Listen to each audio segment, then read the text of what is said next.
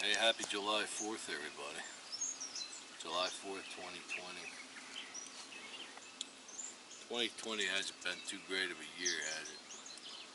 Make sure you got us in the frame there. Show yourself, Andrew.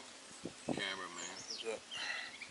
Camera guy, don't you? What are you watching YouTube? What's them guys, them nutty guys that you watch? McJuggernuggets? Yeah. Give them a shout out, McJuggerNugget. He ain't gonna see this. How do you know? They might see it. He doesn't use YouTube anymore. He moved over to Storyfire. Alright. Storyfire. So Lex, what's going on? I don't know. Is this Stop in frame? doing YouTube jablos. Is this good? Yeah. There's no formalities here. I know. I just don't want it to look bad. Jablos. Or Jaboni. Jabonies. So anyway, you know, the other day you and I were sitting around talking about, What was that? I don't know, birds. Our July 4th diatribe.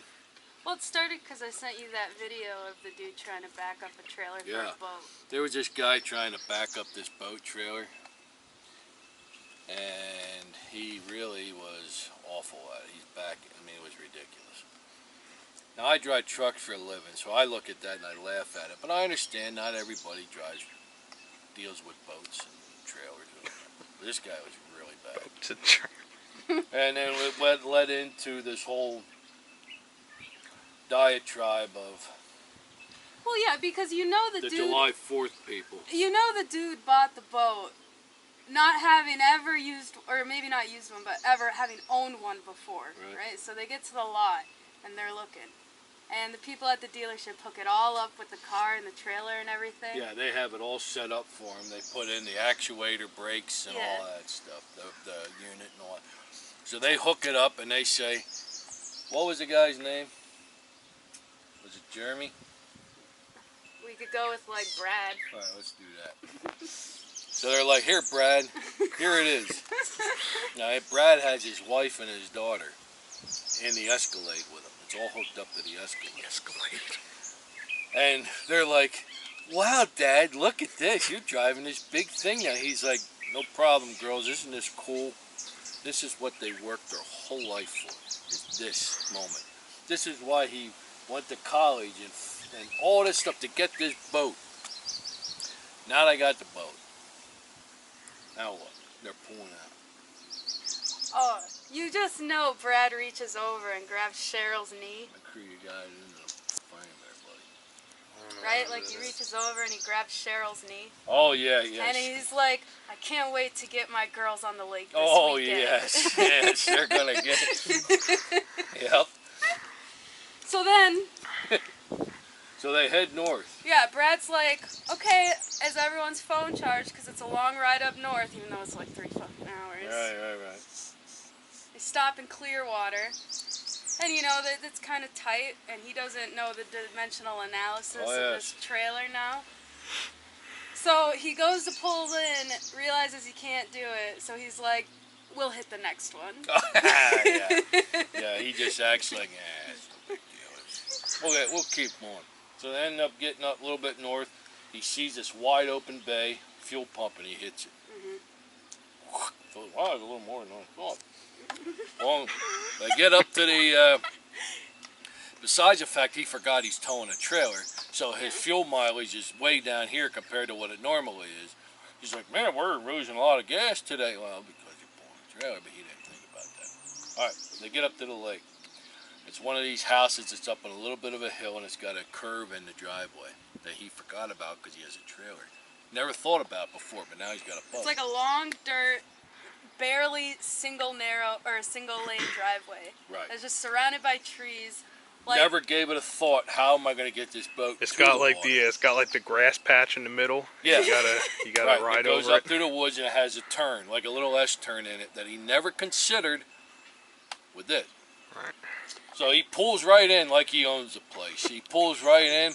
He gets up there and he thinks, oh boy, now what? Well, there's no boat lift, and there's no landing. So what does that mean? They have to go find a public landing to use their boat. They never considered that. But what does that mean? He has to back the boat out. He has to get it out.